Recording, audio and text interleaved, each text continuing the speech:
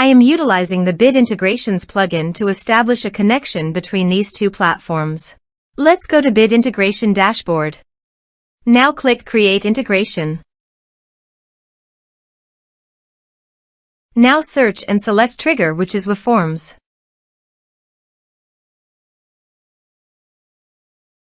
Select a form. Click Next. Search and select Mailercloud. Give here the API key, so click on Visit here. Create API key. Give here the API name.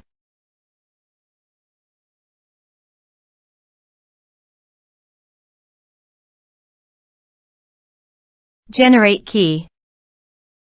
Copy the API key from here and paste it here. Authorize it. Authorization is successfully done. Now click on Next. Select a list. Select contact type. Map the respective fields.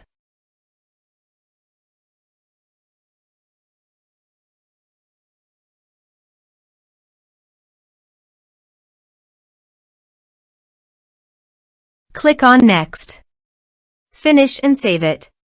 Now go to your form and type some information and submit the form. The form is successfully submitted. Now go to the Mailercloud. And you can see the data came successfully in Mailercloud. Thanks for watching.